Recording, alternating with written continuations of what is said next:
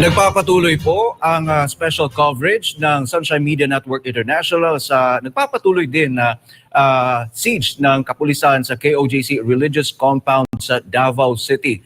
At sa punto po ito, mga kapartner, ay bukod sa kasama ko pa rin si Ka Eric, ay makakasama po natin via phone patch si Senator Ronald Bato de la Rosa. Senator, maayong hapon sa imuha. May hapon ninyo diya. Troy o Juan, ka-Eric. Yes, sir. Good Sa automatic afternoon. paminaw. Magandang hapon po, Senator Bato. Maraming salamat sa pagpapaunlak po na makapanayam ka namin.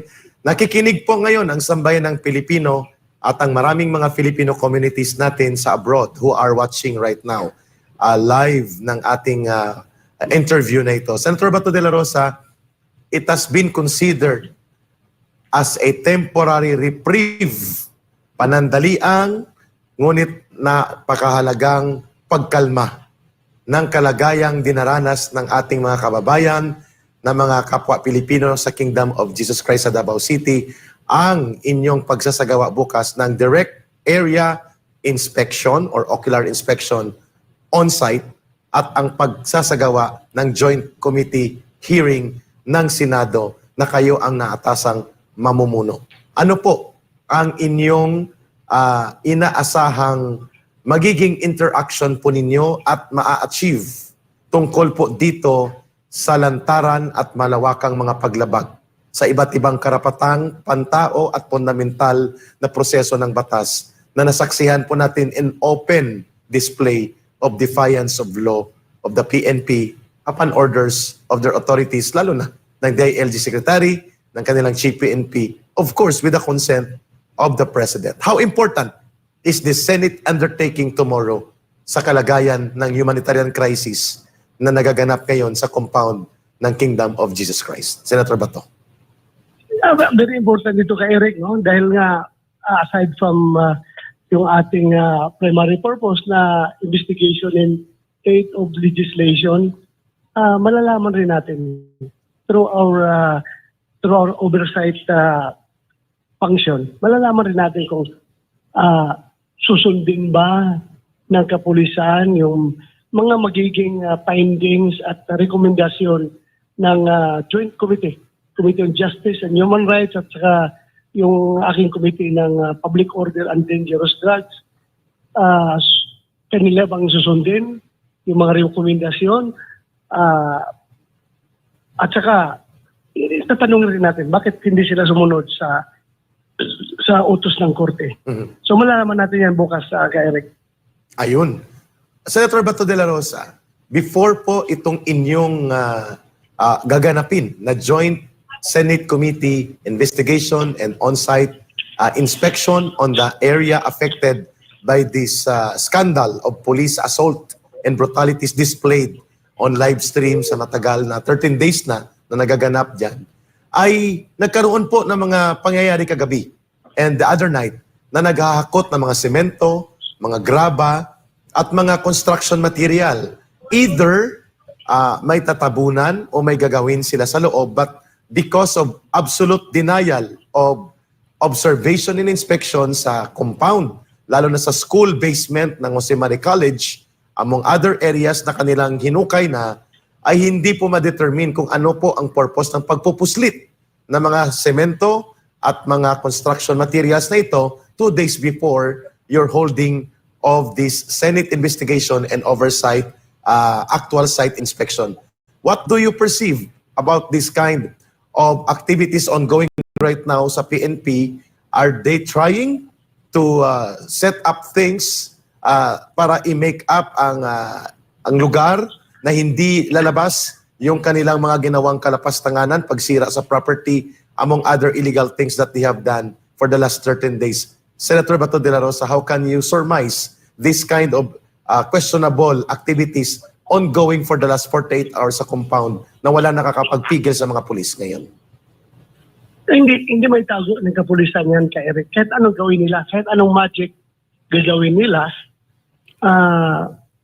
hindi nila may tago yan dahil may video naman, may video, may pictures na nanggagaling doon sa loob na sila ay naghuhukay. Kitang-kita.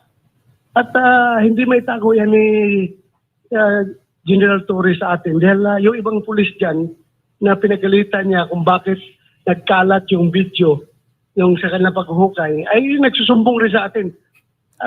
Yung mga pulis na talagang pinafind out doon ni General Torres kung sino ang nag-leak ng video, bakit lumabas. So hindi nila tayo maloko, kay Eric. Hindi nila tayo maloko. Of course, magsusumbong ang mga pulis sa iyo, General Senator Bato de la Rosa. You have been one of the respected officers of the PNP and you brought into correct integrity and direction of law enforcement during your time. Kaya natural na hahanapin nila ang linya ng pagsusumbong sa inyo na hindi nila nararamdaman ngayon sa liderato ng PNP. And in fact, Senator Bato de la Rosa, may last question for this portion, ipapasa ko kay Brother Troy. Gaano po kahalaga itong binabanggit ni retired Lieutenant General Fillmore Escobal? Kilala mo ito, Senator Bato de la Rosa, magaling na officer Yes. din ito. At naging isa to sa mga tauhan mo ng junior officer ito or under sa mga unit na napamunuan mo. Sinabi ni Lieutenant General retired Fillmore Escobal na kabaliwan na po ang pag-i-insist ng mga pulis ngayon for 13 days na hindi nila ma-serve ng tama ang warrant of arrest, ay gumagawa sila ng kung ano-anong mga kagastusan at kabulastugan, kung ako nang gumamit ng term, na hindi na nagbibenepisyo sa gobyerno at napapahamak na ang interes ng sibilyan at pati ng police organization vis-a-vis gastos at ang epekto ng negatibo na nagagawa nitong kabaliwan at kamalian na ginamit nila dyan sa kingdom of Jesus Christ. Your reaction to this very categorical observation made by Lieutenant General Fillmore Escobal? Totoo yan, Eric, no? Kasi naging pulis din yan at alam niya kung paano mag-set ng warrant. Kaya siya ay nagtataka kung bakit gano'n na lang ang nangyayari ngayon.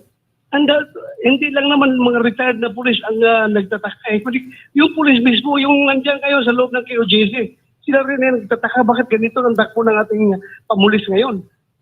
Sila rin ay nagtataka bakit ganito. Ganyan ang nangyayari. Kaya I am running out of reasons and I am running out of justification.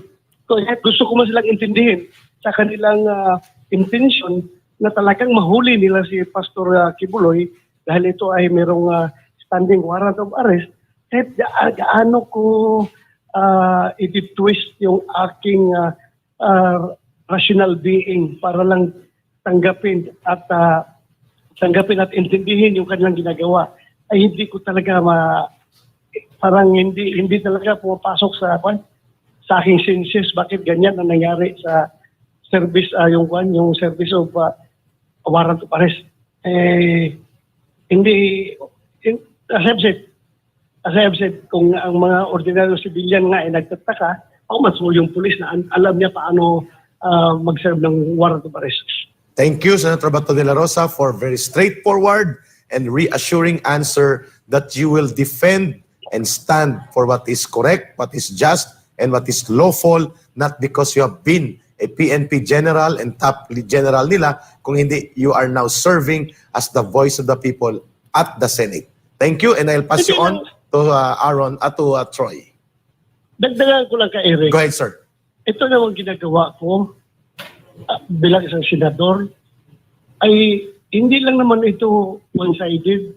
Hindi lang naman ito sa mga biktima ng nangyayari ngayong karahasan dyan, kundi pati din doon sa mga nangharas na blabag sa kanilang kalooban na yung ginagawa nila kanilang duty na kahit na nag-questions na sa kalooban nila pero wala sa magawa dahil sila'y under orders. Ito rin, para sa kanila rin ito, para malinawan yung kanilang mga kumakristian kung ano dapat, anong tama at anong mali. Correct. Yung pagbabalik, Senator Bato, ng hindi lamang ng correct and integrity level of professionalism, kundi sense of moral uprightness among our police officers and men in uniform sa PNP. Thank you, sir. Yes. Sen, mayong hapon, si Aaron po ito, no, si Troy. Sen, may mga nag-confirm na ba ng mga senador na dadalo bukas? Sino-sino po sila, Sen? Sa last count ko is 4 kami nag-commit na pupunta. Si Senator Jaime, Senator Bongo, at Senator Robin Hood Padilla. Mhm. Bali, 4 kami bukas ang mag-conduct ng hearing. At saka on-site inspection. Because of that, Sen, si Torre, si General Torre, it seems na nagpaparinig po siya. Sabi niya, napupolitika raw ang ginagawa nilang operasyon. Ako, maintindihan ko kung ako ang sabihan na namumulitika dahil politiko naman talaga ako. Pero ang hindi ko maintindihan kung isang pulis na active na pulis ay sumasakay sa politics. Yan ang mahirap yan. Tama. Di ba? Correct. Ako, maintindihan ko kung i-accuse ako ng politiking dahil politiko ako eh. Lahat ng aking gagawin, kahit ano, ay ito'y mababahiran ng politika dahil politician ako. Pero, yung isang pulis na aktibo, na nasa serbisyo pa, na gumagawa ng mga hakbang na beyond the normal mandato ng pulis, ay talagang hindi maiwasan ng taong bayan na ito ay nagpapagamit sa politiko. Di ba? Okay. Okay, may punto doon si Senator Bato ha. Whatever that the police commanders, lalo na si General Torre and even the Chief PNP, nasabihin nila na may halong politika, regardless of that, mandato ng Senado ang oversight function in everything that will check the abuses or any form that might endanger the implementation of law na detrimental sa sibilyan. Dapat matutunan niya ni General Torre, nag-general siya, hindi niya alam kung ano ang mga different functions of powers of government. Basic yan eh. Government 101 orientation yan. Senator Bato de la Rosa, wag na niyang gamitin pa ng mga politika. Politika ng Duterte at Marcos Romualdez o common. That is already inherent na may mga political affiliations. But the mandate, Senator Bato, tama po ba kami ni Brother Troy? Pag sinabi namin, your mandate goes beyond your political affiliations because there is an existing and actual situation that requires the Senate investigation and intervention if necessary. Tama po ba, Senator Bato? Eric, sa pagsabi lang sa kanya that we are performing our constitutional mandate. Ayun. Our oversight function is a constitutional mandate provided for sa ating constitution in order to maintain the checks and balances. Kasi kung walang checks and balances between the three branches of government, pwede mag-aabuso ang isang branch of government at hindi na ito ma-check. Kung hindi nagpa-function ang checks and balances among government, co-equal branch of government. Klaro, Government Operations 101, General Torre and General Marbil. Paki-review please. Nag-general na po kayo, nakakahiya naman sa sambayan ng Pilipino. Brother Troy, go back to you. Okay.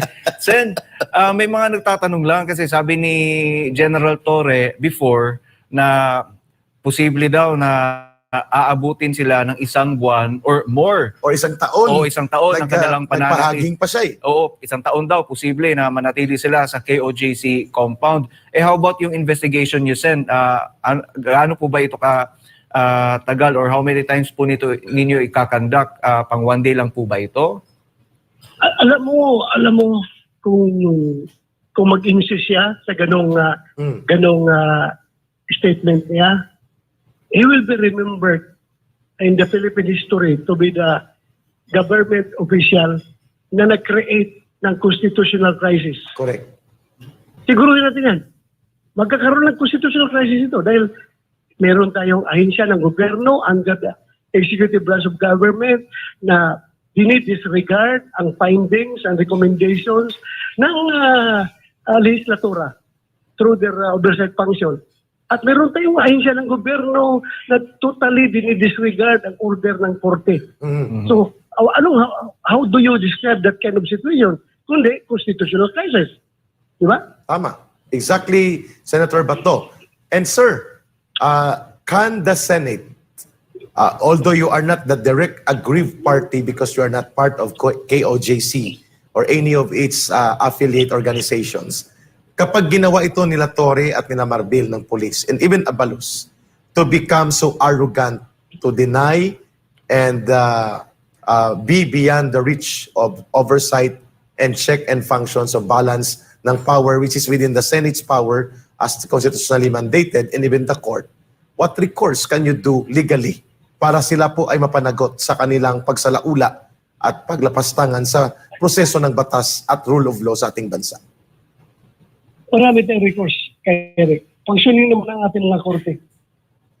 They can face charges in court pag hindi na ayusin yung kanilang trabaho.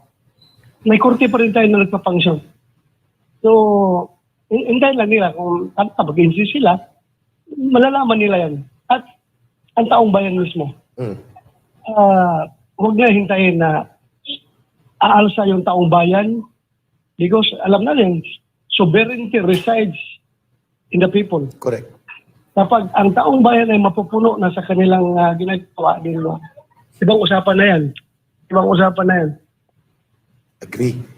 At tama po, yung very simple but very strong points raised by Senator Bato de la Rosa. Sir, ibalik ko muna kay Brother Troy kasi maraming concern doon sa ground that they want to raise to you habang nandito ka pa sa line of communication.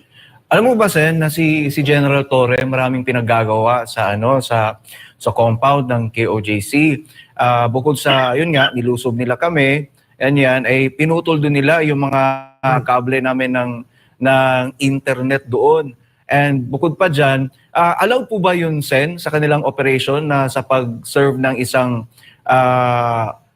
arrest warrant na habang andun sila sa loob ng KOJC compound is pinagkukuhanan nila ng video, ng picture, yung mga lugar doon. Halimbawa, yung sa tinatawag namin na Kingdom, may lugar kasi doon na may mga machine at saka mga naglalakihan ng mga gamit, kinukuha nila yung mga details, pinagpipicturean nila, pinagbibidyohan nila. Pwede ba yung ganun, Sen? Alam mo, those are private properties. Kung Yes. gagawa sila ng pag-picture doon, dapat paalam sila sa may-ari. Magpapaalam sila sa may-ari. Otherwise, they're intruding into the property, personal property ng tao. At ganun din po, Senator, sa Data Privacy Act and Safe Space Act at iba pang mga batas that prevents intrusion and violations of the protection of private property and personal properties ng mga taong pribado. Precisely. Hindi lang dito Privacy Act. Marami tayong existing laws na nalalabag patungkol dyan. Tama. Ating revised penal code, meron isang pabayulit sa revised penal code. Yes, sir. Senator Bato, may nagtatanong po sa netizens natin, if you may explain daw, palakpak na palakpak sila daw po, Senator Bato, ang taong bayan, that you are going to have ocular inspection, site inspection, evaluation, anong ginawa ng mga police for the last 13 days, anong mga nangyari, anong kaganapan doon, at they were expecting daw na doon sana sa compound area mismo ang Senate Joint Committee hearing. Ang aming nakuha kaninang umaga na update ay doon sa City Council Hall, Session Hall ng Davao City City Council. Ano po ang update dito, sir? And bakit hindi po pwedeng direktang masaksihan as a town hall meeting session ang inyong committee hearing? Are the rules governing that or because of consideration of space and formality in the proceedings? Eric, anyway, census buong area committee hearing ay doon na sa City Hall. Merong symbols of kasi kung doon natin QOJC, baka sabihin ng mga government resource persons na they don't feel comfortable kasi nasa loob sila. Di ba? Neutral ground yung ating investigasyon. Doon sa city, it is a government establishment and ito yung magiging neutral. Dahil hindi ito pinagmayari ng QOJC at hindi ito pinagmamayari ng PNP. Well noted, Senator Bato. Pero alam mo, Sen, kung sasabihin nila na hindi sila komportable doon, sa totoo lang, kinubkob na nila yung cathedral namin, ilang days na sila doon, hindi na kami nakakapasok. Pati yung basement ng Jose Maria College na may mga kwarto doon ng mga missionaries, hindi na rin kami nakakapasok doon. Talaga lang. Iniiwasan lang natin na magkakaroon sila ng alibay. Maximize lang natin yung ating nilalawakan lang natin yung ating pag-iintindi. Para wala silang magiging alibay. Okay, Sen, last na lang po, no, coming from my end. Yes. Kailan po inaasahan na maglalabas ng recommendation naman po dito ang komite at kanino naman ito ibibigay? So, mga age, kung anong dapat ito be actions to be taken by concerned agencies, ibibigay natin sa kanila at sa mga investigative agencies na pwedeng magpapile ng kaso kung mayroon na tayo nakitang violation of law, ay doon natin ipapasa yung mga findings natin, yung ating committee report. Pero ang tanong ng taong bayan, Sen, would it be enough to move the police force na andon sa KOJC? Ano yun? Would it be enough to move them away sa KOJC compound, yung mga police? Kasi ang tagal-tagal na nila doon, Sen, wala naman sila nakikita. Araw-araw, naman sila, kumbaga, bokya, zero talaga. Well, meron kayong lawyer, no? Meron na ba siya yun? At tingnan nyo kung ano yung mga nabayulit na batas at pwede niyo silang kasuhan. Ayun. Malinaw po, Senator Bato de la Rosa, na kahit paano, when there is a Senate committee investigation, kahit sa Manila man, o lalo na pag sa area mismo, bumabait po at nag-iiba ang kondukta ng mga pulis at pati si Torre. But nonetheless, we would like to bring this to your attention, sir, na every time po may prayer ang Kingdom of Jesus Christ, which is a church compound, a religious and faith sanctuary, pinapatugtugan po niya, sir, ng sadya ng napakalakas na LRAD, yung long-range acoustic device na nakakabingi at nagkakaroon po ng sound or noise pollution. Walang respeto po sa proseso ng pananampalataya, bastusan talaga. Tapos ina-announce niya na parang bandilyo. Oh, wanted yan si pastor. Naka-loop. Nakalagay na sa isang material. Tapos tudo-tudo ang sound. Paulit-ulit. Oo. Gusto na naming erase ito, Senator Bato. Sapagkat ito ay very blatant and very scandalous insult to one's religious freedom and belief of faith in religion and in his God. Senator Bato. Grabe ito. Kahit ako ngayon nakikinig ako, tumataas na yung dugo ko eh. Na high blood na ako kung gano'n ang ginagawa nila. Grabe. Please bring that up tomorrow in the hearing so that it will be formally recorded in our hearing, no? Yung mga complaints na yan, i-bring up niya yan bukas at parang nakikita ko na, parang panahon ng hapon nang nangyayari ngayon. Ayun. Yan, ano? Para panahon ng hapon kung saan there is no rule of law na kahit na yung pagdadasal mo ay tinitira ka ng kung ano-ano, that's unacceptable. Hindi yan maka-Diyos at lalong hindi makapulis na gawain yan. Hindi yan makapulis, I tell you. Hindi yan kundi maka-terorista na pamamaraan yan. Hindi yan makapulis. Tama po kayo. Hindi na makatao, hindi makapulis. I-bring up niyo bukas para malaman ng buong komite yung ginagawa nilang gano'n. Yes, sir. And good advice, Senator Bato, before we let you off the communication line, good advice that all documents, videos, footages, and documents, and other reports will be submitted to you, including po yung namatay. Bunga po ng unang attack using flash bombs in tear gas. I was there, and even sa pag-refuse na ito'y bigyan ng ambulance support to be brought to the hospital, ay sana po ma-document ng ating mga kapatid sa Kingdom of Jesus Christ. And we hope, Senator Bato, this will be properly, and we know you can do it, reported on the plenary of the Senate, because this is a historic, monumental display of state terrorism post-martial law. Hindi natin ubos maisip na gagawin ito ng gobyerno ng isang Marcos pa naman ang namumuno muli, Senator Bato de la Rosa. We will do that. We will do that, Eric. Yes, sir. We will do everything to give justice to everyone. Yes, sir. And for that, Senator Bato, we will not keep you long anymore sa aming interview na ito.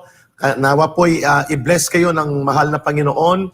Strong health, strong mind, and strong conviction to defend the rights of our people and to have good governance truly for our beloved country. Maraming salamat bilang isang mabuting senador at lingkod bayan.